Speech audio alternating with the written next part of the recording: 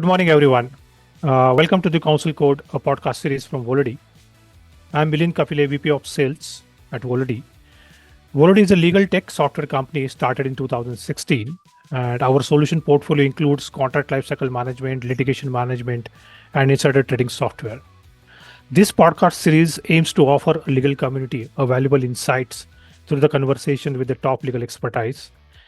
We'll explore their professional journey, learnings, challenges, and strategies, as well as their viewpoints. We believe that this series will serve as a rich resource for our audience. Today, we have Sagnik Ghose with us. Welcome, Sagnik. Yep. Sagnik has around 18 years of rich experience in the legal field. He's currently acting as a director of legal at Swiggy, an online ordering and delivery platform in India. Sagnik has started his career with Universal Legal, a full service law firm. Then he has working experience with Moonfrog Labs, a gaming company at General Counsel. As counsel, he worked with United Spirits Limited, a unit of Diageo India. He worked with Mahindra Comviva as a counsel. He also worked with the FactSet Research Systems India as a counsel, and then IBM India as attorney South Asia, India and Southeast Asia.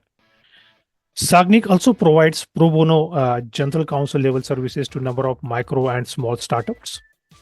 Sagnik's specialty includes core competencies in agreement drafting, vetting, and negotiation, general corporate matters, labor and compliance matters, IP laws, information technology laws, private and public international laws.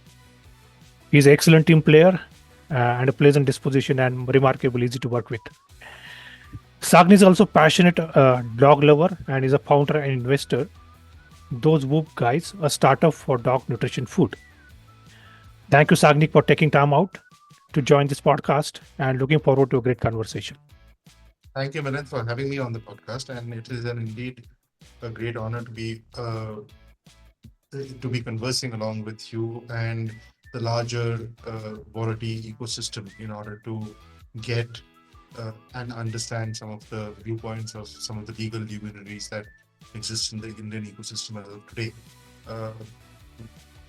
I have seen a couple of the other podcasts that you've done with Dr. Shastri, and they were indeed very piercing looks into what a general counsel in today's day and time works with and the challenges that he or she faces on a day-to-day basis. So thank you for having me here.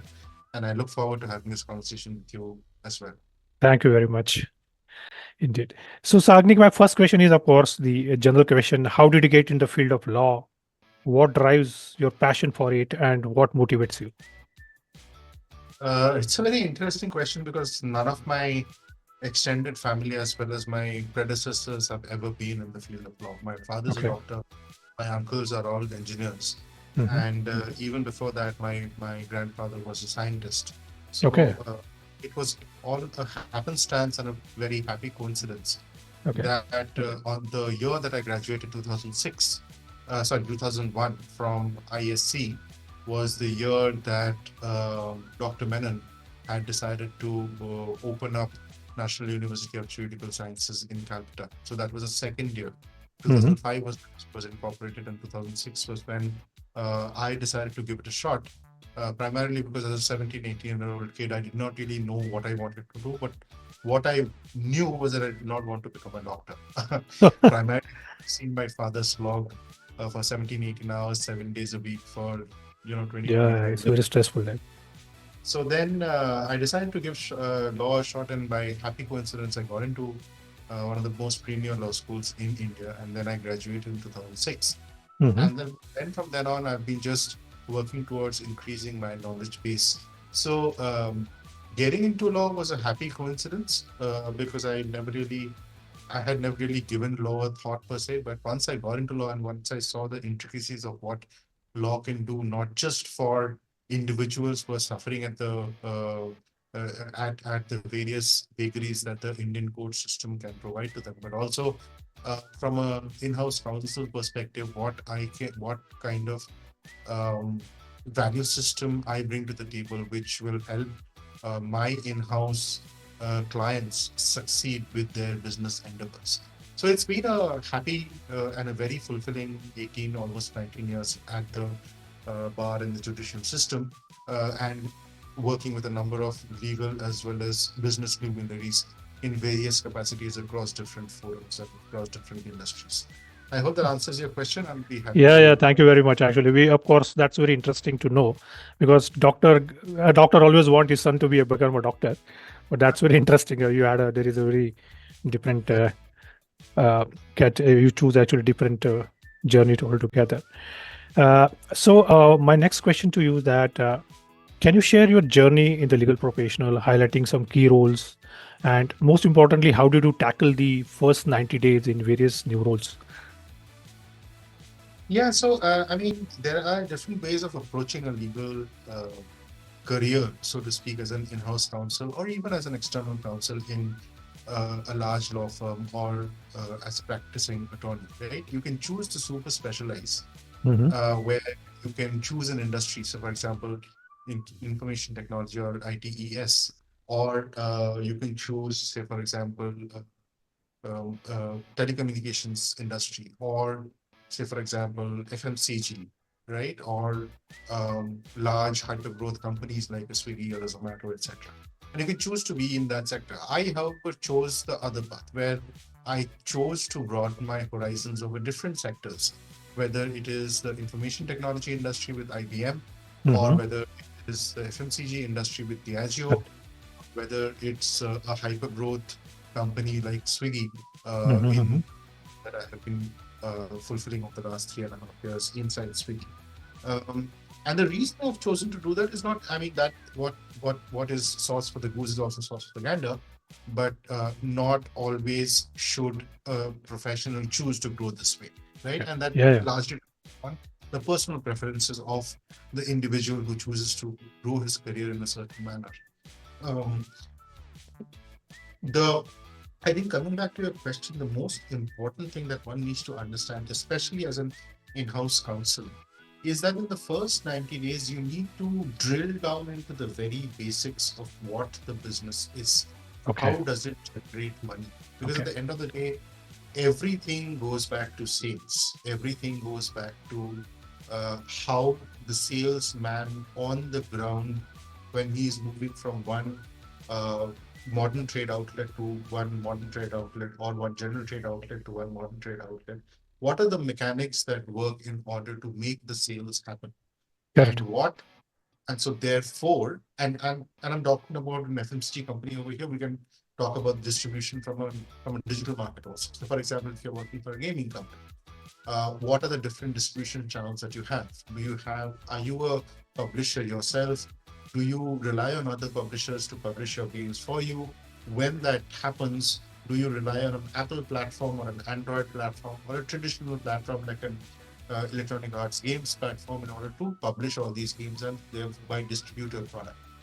The larger point I'm trying to make is that if you're an in-house counsel, your number one role is to understand how sales works. And Okay. so therefore, marry your knowledge of the legal ecosystem in which this particular industry plays Mm-hmm. and bring that to the table in order Mm-hmm. to the potential that certain business leaders see in order to push the sales forward and grow the sales revenue that is there on the table already. If you take a reticent role, which is that somebody comes to you and says that, you know what, Shalini, this is the agreement, just check it. That is something that also you can do. But will that add value to the business ecosystem? Will that unlock certain business hurdles that your business leaders are facing? So, for example, if your business leader has made a very successful game, and that game has been copied, because most of these games are right now are they are open source games, right, which are made on certain game engines. Uh, Codes for them are not easily available, but are available in some form or the other on GitHub, right? If somebody copies a game like that, and if they copy uh, certain peculiarities of that game that makes that game so successful, and if they launch their own game, it is your duty as an in-house counsel to scan the horizon, figure out Mm-hmm. whether there's a game out there which is going to be infringing your game. So therefore go and advise your business leader on the next steps which have to be taken in order to take the game down and enhance your company's revenue rather than let some other infringing company eat into your revenue. That is, I think, a proactive stance is very, very essential for an in-house legal counsel. And so therefore, the first 90 days is crucial to how your next 9 years is going to pan out in the company.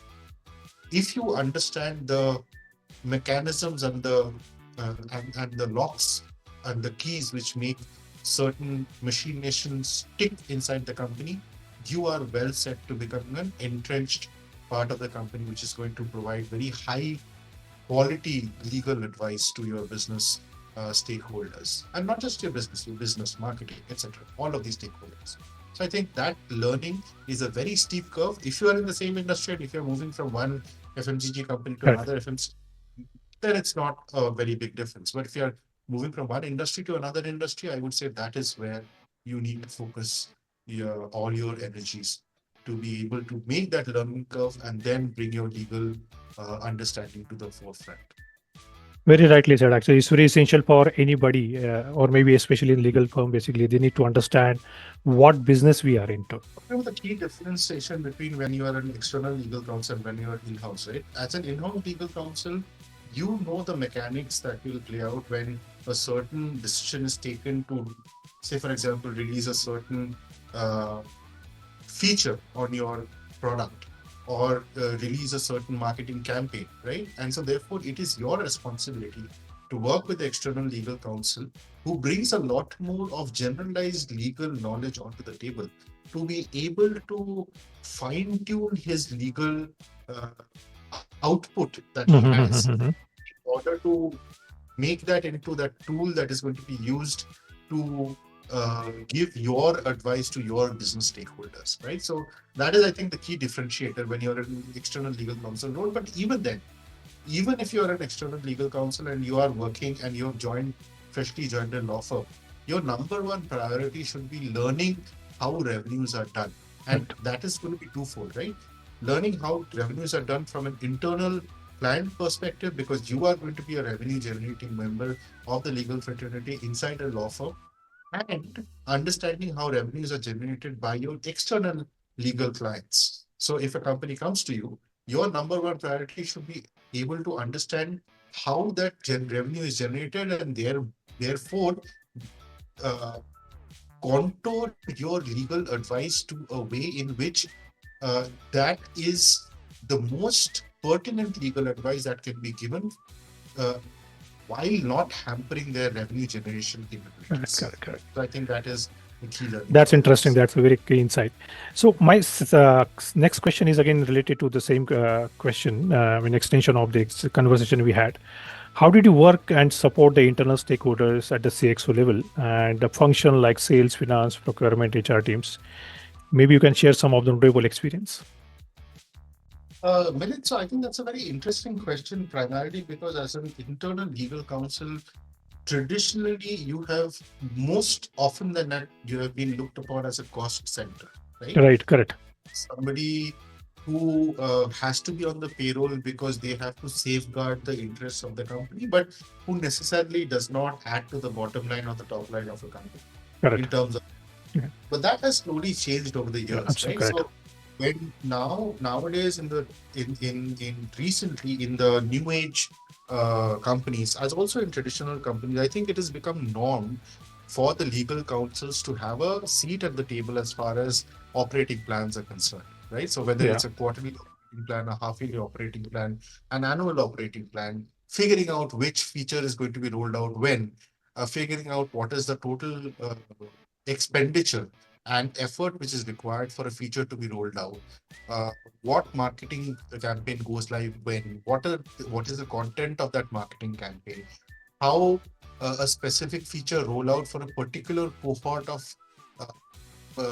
of consumers might be looked at from a competition law perspective, and thereby trying to figure out whether there are any tweaks that are required for the rollout to happen successfully without it being challenged, right? So all of these questions are very important as a legal counsel, you should be able to put on your lawyer's hat instantly and look at these business problems which are being thrown at you as part of the larger operating plan of the company. A legal counsel is no longer relegated to the back end where somebody comes to them and says that look at this agreement and tell me whether it is the limitation of liability clause, the indemnity clause, or the the jurisdiction clause is right or wrong. Those days are long past.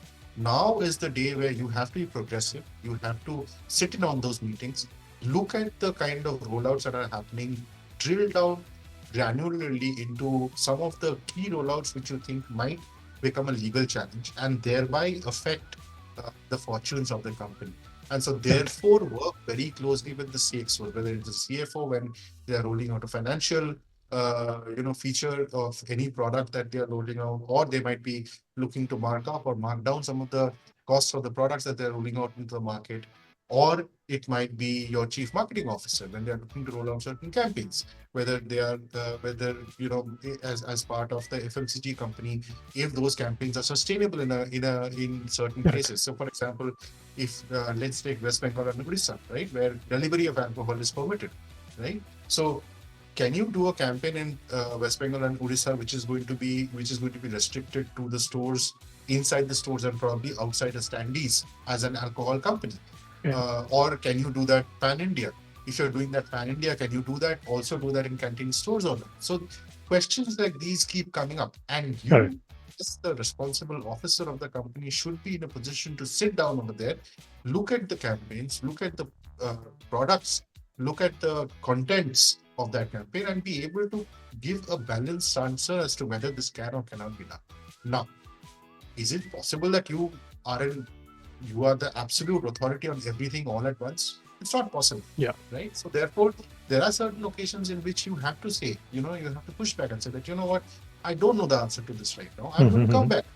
Correct. Give me a couple of days. You go back, you work with your team, do a deep dive, do a research, figure out whether there are questions that need to be answered, and then come back and give them a proper holistic answer, short, crisp, holistic answer, which is going to help them with ultimate execution. Because that's what you are. You're an how should I put this?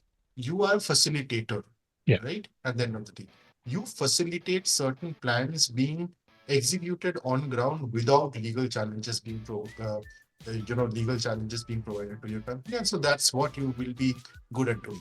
So I think that is primarily my mindset when I go into any meeting with any CXO, whether it's a CMO, whether it's a CTO, whether it's a CPTO, whether it's a CEO, whether it's a COO, whether it's a CFO, doesn't matter.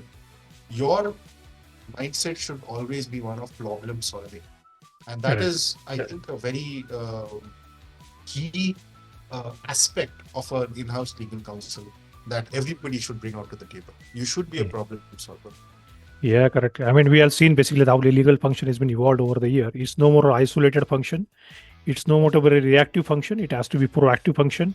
It has to mingle very well actually within the organization, various business units, to understand how I can actually assist them basically to solve their problems. Because gone are the days, basically, it's sort of basically the CFO or the CEO will take decisions. Now, basically, everybody is dependent on the head of legal or the director of legal, basically, who can basically guide them, basically, how do you address some of the challenges related to legality or basically regulations point of view. Yeah. Good. Okay, so you have worked actually with Swiggy, Moonfrog Labs, Diageo, IBM. Can you share some of your notable experiences, challenges, and the processes you bought while working with this organization? Every one of these organizations that I've worked with has had their individual challenges that have been brought to the table, primarily because every one of these companies have had individual key challenges of their own.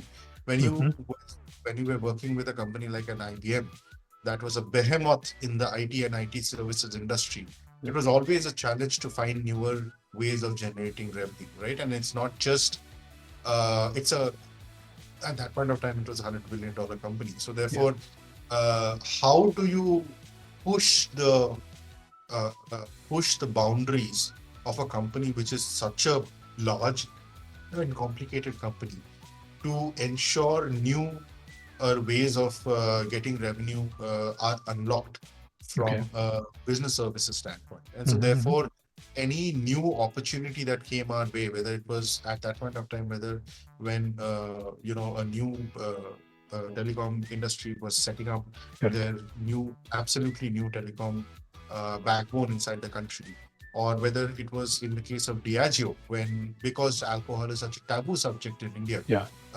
how do you uh, but alcohol being the taboo subject in India, it is still one of the key revenue generators for a lot Correct. of Indians, Yes. as far as the excise duty, etc., is concerned. So therefore, while outright advertisement of alcohol is banned, Correct. how do you uh, figure out a way by which alcohol is or the use or the responsible use of alcohol is married into the idea of India as a society which is tolerant towards all kinds of all kinds of avenues of eating and drinking, right? So, Right. as a multicultural uh, country with a social fabric like none other, India has withstood the test of time, whether it comes to food choices, whether it comes to drink choices, whether it comes to living choices. Now, whether that has been included in the annals of law or not is yet a question that has to be tested. But the question really is in front of any beverage alcohol company is how do you promote responsible drinking? How do you promote your company's products as superior products which will find themselves in the bars of aspirational Indians who would want to live a more luxurious and a better life, yet not succumb to the illnesses that overindulgence in alcohol can bring about.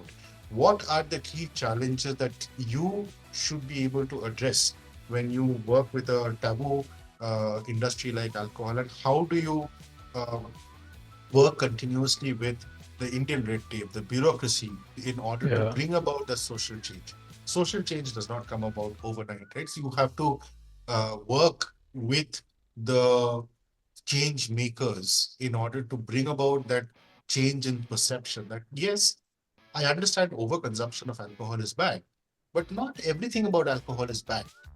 You can uh, you can have a couple of drinks, sitting with your friends, sharing some stories, and have a good evening as well. Can you do that with coffee? Of course. Can you do that with alcohol? Of course. The larger point we are trying to make as legal counsels in such a narrowly, heavily regulated industry was how does one position a taboo system like this within the confines of the laws and mores that exist in the society? Uh, and then when you move on to Swiggy, with the highly contentious issue of the gig workers, which are already there, given the fact that this is a rather nascent industry and a lot of the governments are grappling with the fact that the entry barrier to this industry is rather low as far as the gig workers themselves are concerned. You all you need is a cycle and a phone in order to start delivering, right? But how do you give equal opportunity to the gig workers? How do you ensure that no gig worker, unless of course there's a criminal history and a background, is vitiated against? How do you ensure that the platform has neutrality rules which do not prefer a certain section of gig workers over other sections, um, etc.? So the larger point I'm trying to make is that it's a very complex, and companies like Swiggy and Zomato are very complex structures, because there are companies within companies, there are smaller teams within larger teams, and all of them are hyper focused towards solving that one problem.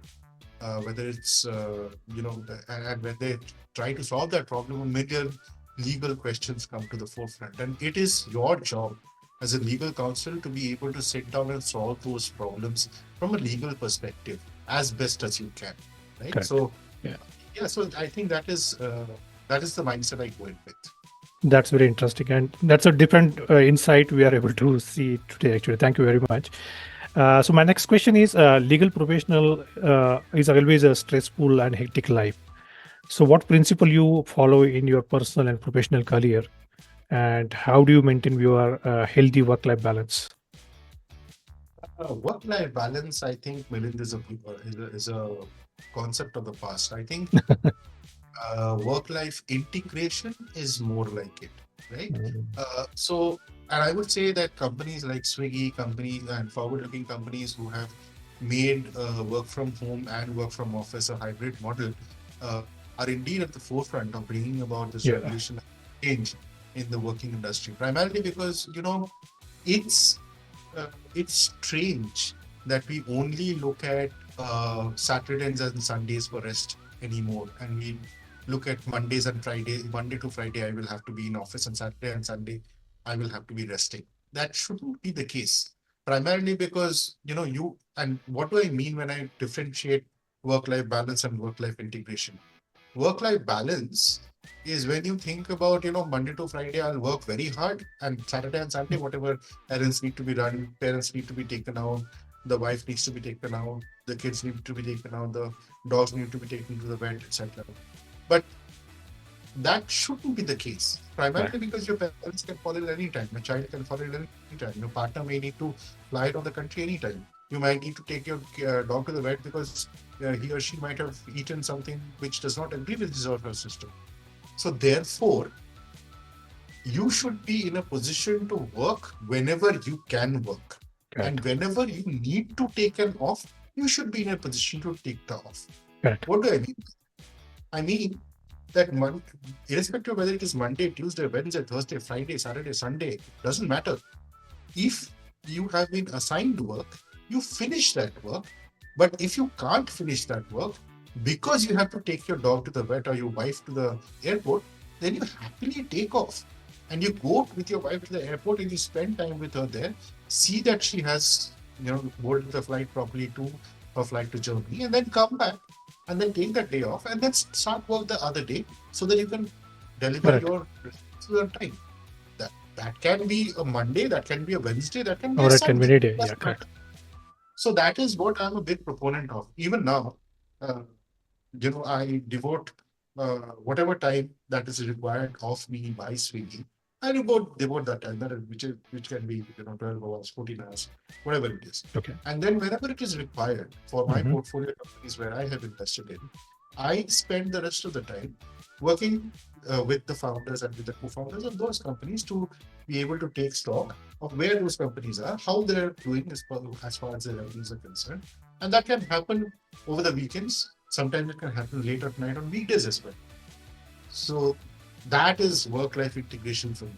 Your life should not stop because you are at work, and your work should not stop because you have to attend to a life event. You know what I mean? Great, absolutely great. Actually, I mean, it's no 9 to 5 job. Actually, it's basically give your best. Actually, whenever you are doing the best, use the available time to provide maximum output. Actually, whenever, whether you're in office, whether you are basically at home, and of course, the working from home is a better opportunity where we can do a lot of sort of work-life balance as well, as which I've seen. Good. Okay. Thanks again for sharing this perspective. Again, my next question is, as a founder of a pet food company, I mean, those Woof Guys, how has your passion for dogs influenced your entrepreneurial journey and professional life? That's a difficult question to answer because, you can be very passionate towards something. Say, for example, if you are passionate about cooking, you can be very good at cooking. But does that translate into becoming a very good chef and a businessman who can sell excellent food in large quantities? Perhaps not. And I would like to thank the companies that I've worked in, whether it's a Moonfrog, whether it's a Swiggy, to be able to get that entrepreneurial mindset within me, to be able to look at problems because they are problems. I mean, dogs have been an integral part of my life for over 20 years now. I mean, I've been, first I've had them as pets, and then I've had them as companions, and then I've had them in a very difficult phase of my life where I was going through personally. Notwithstanding, anything might have changed. My cities might have changed. My living conditions might have changed, etc. Everything might have changed, but my dogs were my permanent source of strength for me. Okay, great, so interesting. Therefore, when I wanted to start off something on my own, it was more or less, I more or less made it was a no-brainer that I would start off with a dog in the pet care or the pet wellness space. I did not exactly know what I wanted to start, but eventually I started off with a pet food company. And Yeah. the choices that I've made since I have made that switch of starting a pet food company have been largely influenced by my experiences that I've had inside large or medium-sized startups, whether it's a Moonfrog or whether it's a Swiggy. And that has to do largely with, I think, the kind of problem-solving approaches that any of these companies take towards solving a customer backward problem. Yeah. Most of Okay. these companies are very, very hyper-focused on customers because they know that if the customer wins, they win. So therefore, solving the problem for the customers has been the number one priority list. And so therefore, that is how I started as well. I first did a deep dive into what the customer problem is. What is it Mm-hmm. that is required for the customer to be able to succeed in giving their dogs a better life, whether it is food, what are the different kind of customer profiles that would want to take this kind of food, how would I set up an research and development wing, how would I set up a manufacturing wing, how would I set up the logistics, how would I set up logistics in a manner which is going to be sustainable, because because it was a bootstrap company. We had started in Yelahanka, which is like in the other side of Bangalore. But we delivered all over Okay. Bangalore. We delivered even to down south, down even to Kanakpura Road, right, which is like 45, Oh, 50 kilometers away. interesting. And we don't rely on any third-party services. We have our own logistics wing. Okay. We have three two-wheelers and three riders who deliver all this food. How do we do this in an on-demand manner? How do we change that on-demand manner to a way in which it can be delivered within a certified time frame, but yet we don't need to carry it all the way from Yelahanka. So all those business decisions and logistical decisions had to be made, and that was a learning curve for me, of course, which allowed me to be able to think and look like a businessman after having Mm-hmm. worked as a Mm-hmm. lawyer for 4 years, which again helped me to think as a businessman, come a lawyer when I came into other workplaces as well. So yeah, so it's been a very steep learning curve, but it's been rather enjoyable. Yeah, we can see that. Great, actually. I mean, all the best for this venture as well, and it's a great service to the community. Thank Now, you. coming back to the some role questions related to the in-house counsel. So, how do you see the role of in-house counsel evolving with the rapid change of technology and regulations? And we always see some skills are basically lacking by these with these in-house legal counsels. So, what are the business skills do you think are they should acquire actually in their profession?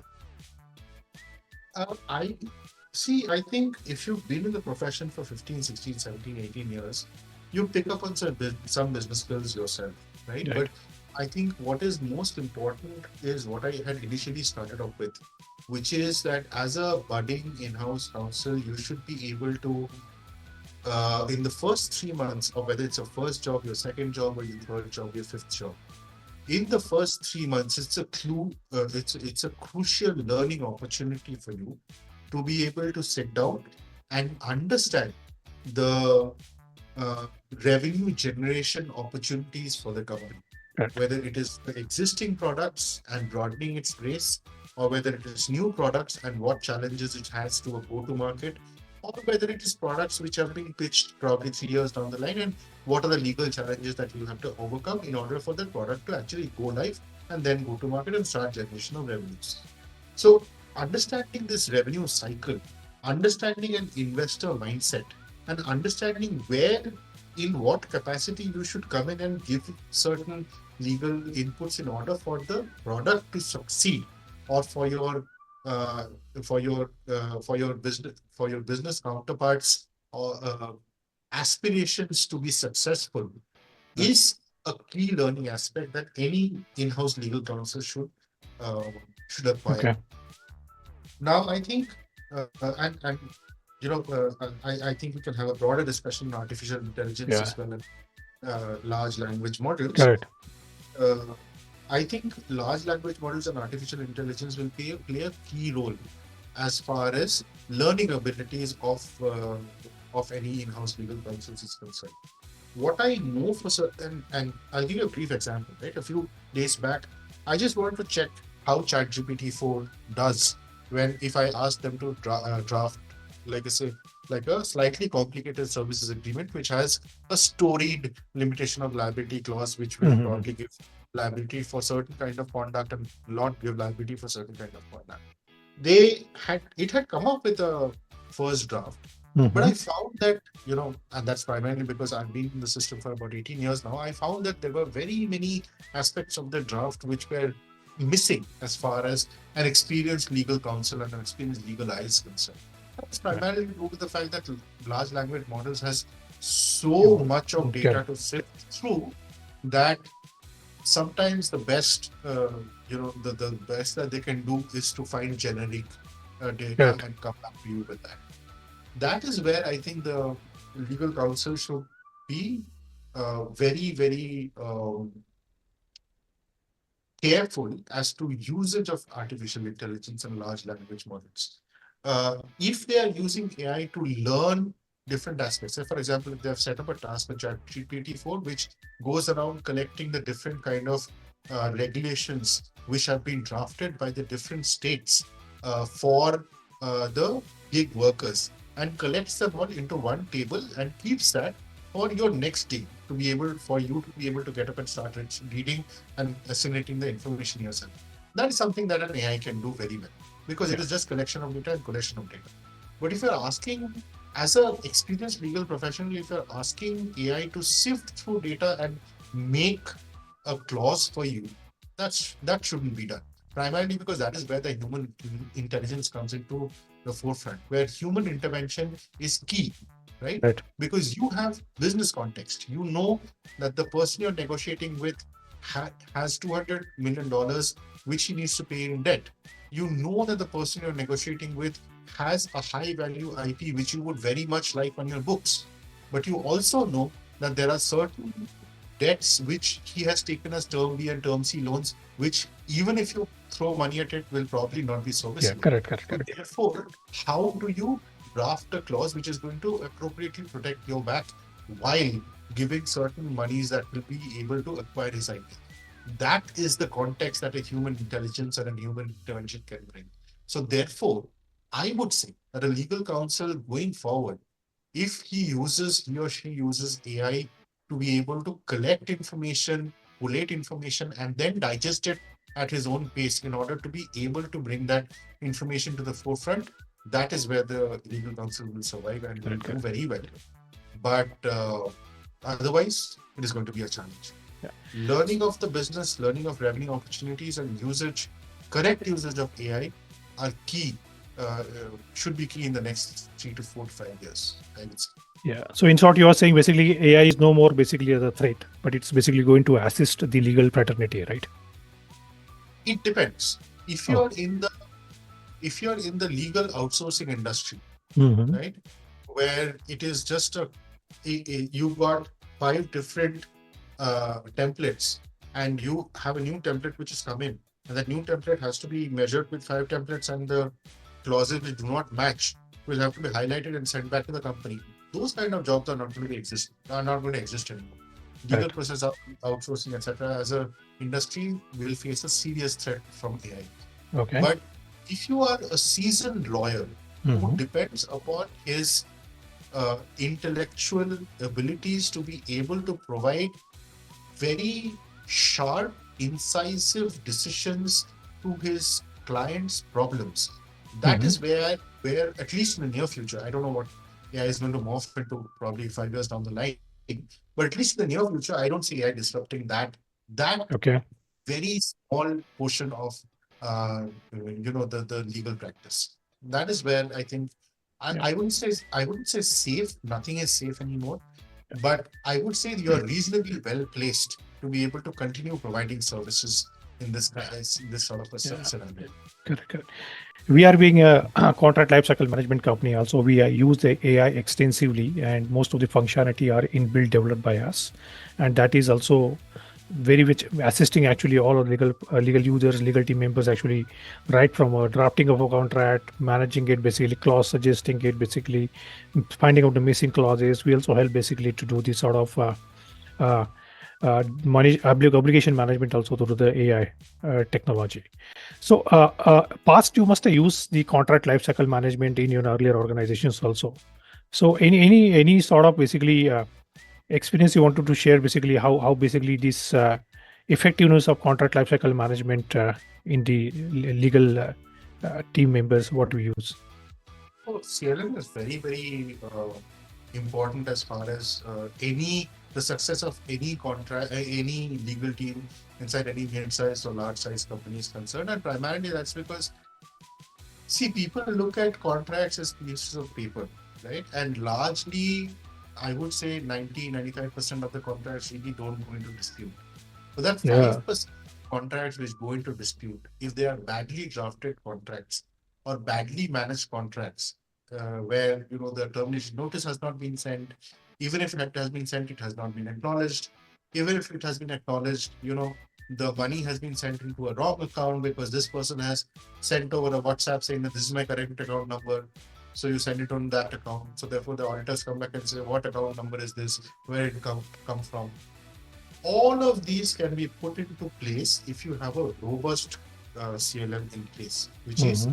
like you have something where you can generate contracts, send the contract to the opposite party. The opposite party then works on the same, the SaaS tool in order to be able to modify that contract, send it back on the SaaS tool itself. You modify it, and then you close it, and then you have different levels of, approvals, whether it's it's finance team approval, whether it's marketing team approval, whether it's the HR team approval, whether it's ultimately the legal team approval. All those approvals are then taken and then goes out to signatures. What happens post the signatures is that there is a process by which uh, any CRM tool of a reasonably large stature like the Volody uh, will be able to extract certain key information from the contracts. When is the start date?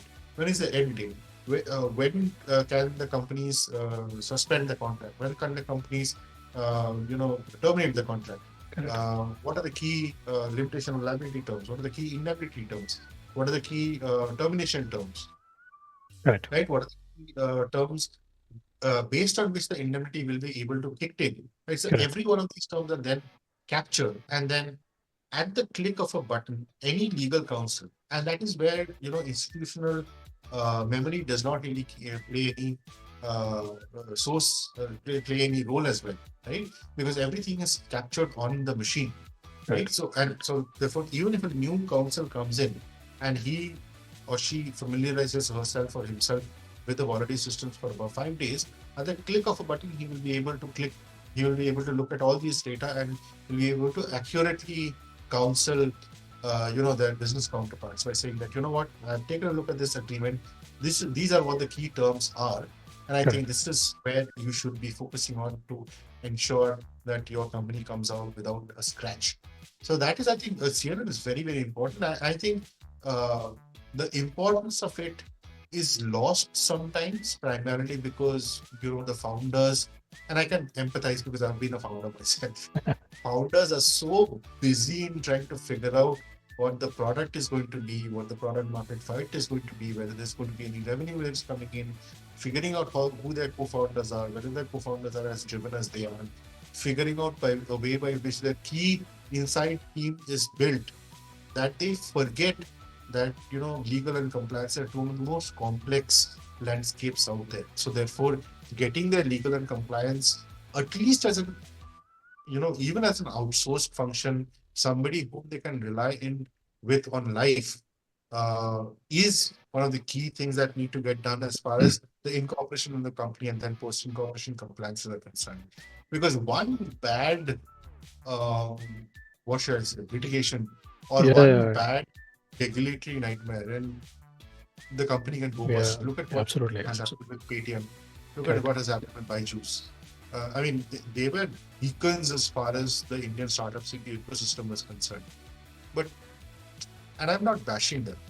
Uh, both, I mean, all the founders that are there of these companies which were juiced and because of the Indian ecosystem, startup ecosystem are fantastic people. They are visionaries. They have made companies which are not just forward thinkers as far as 1 or 2 or 3 or 5 years concerned, but have taken leaps and bounds as far as creation of marketplaces are concerned, creation of the UPI ecosystem is concerned, creation of the edtech ecosystem is concerned, and pushing the boundaries of what can be done or what can't be done. But the larger problem is that when you ignore regulatory compliances for a particularly long period of time, the Indian uh, government of the last 3, 4, 5 years has been a little lenient as far as the startup ecosystem is concerned because they Right. want the Yeah. ecosystem to grow. Agree. But having said that, if there are serious flaws which can bring the entire banking ecosystem down, then Mhm. the Indian government would, or the regulatory mechanism would kick into place to ensure that that does not happen and things do not go as bad, right? So therefore, before things come to such a point, it would always be advisable for any company to be able to put into place these mechanisms to ensure that downfall does not happen.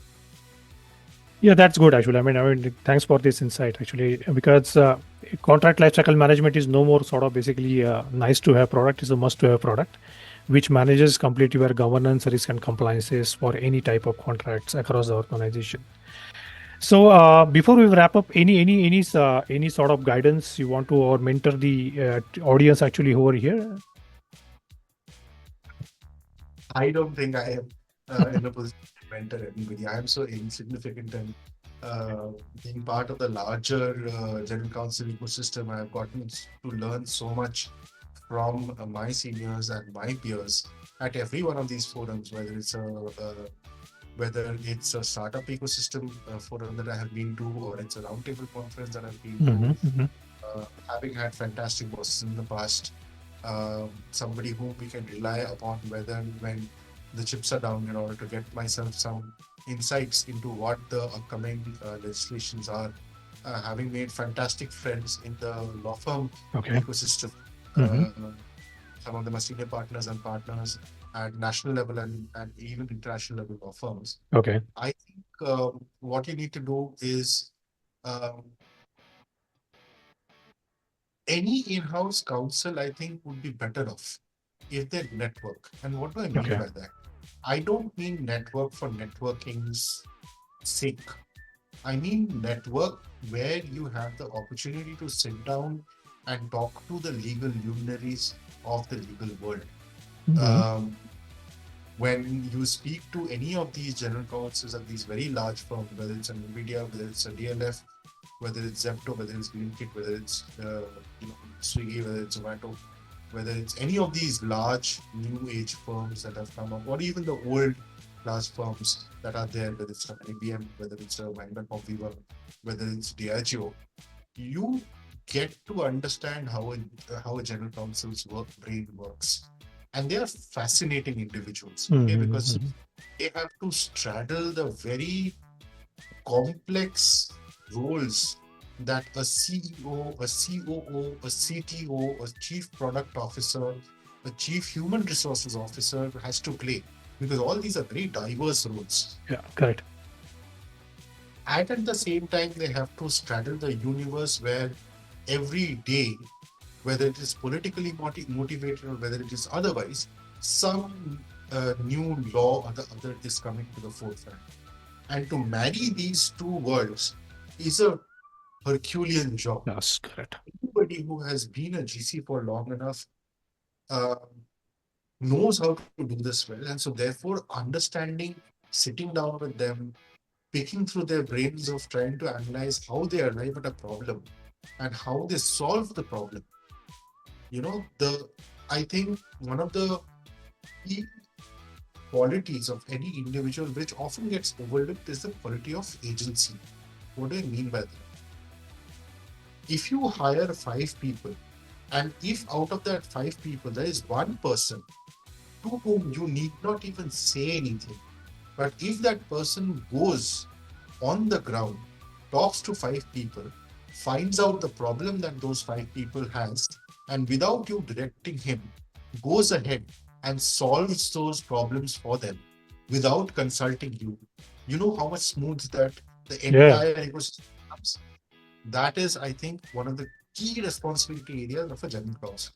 Okay. How do you solve the different problems that a HR professional has, that a product professional has, that a marketing professional has, that a technical professional has, that a chief financial officer has, without treading on each other's toes and marrying these different threads into one thread, which then you can link to laws and regulations which can be used in a manner to propel the business forward. It's a difficult proposition, but it has been done. It can be done for many, many years now. And so, therefore, if you want to become a successful in-house counsel, my advice to you would be to seek out these individuals and seek time from them. They are, I mean, to whoever I have approached till now, they have been extremely humble, extremely nice, willing to share their knowledge, willing to sit down with you, with us youngsters. I still consider myself to be a youngster, and share their knowledge over a cup of coffee or a cup of tea, and that is invaluable. Please carry a diary, sit down, take notes, and use that in your day-to-day life. I'm sure that with the current crop of very bright youngsters that we have in the legal profession, we will, as a country, we are bound to go places. All right. So thank you very much, Sagnik, for your valuable time today. And it was a great conversation with you, which has provided a lot of insight through your experiences and sharing your valuable guidance to the team members and the audience over here. Thank you very much, and have a nice day. Bye-bye. Thank you. Take care. Bye.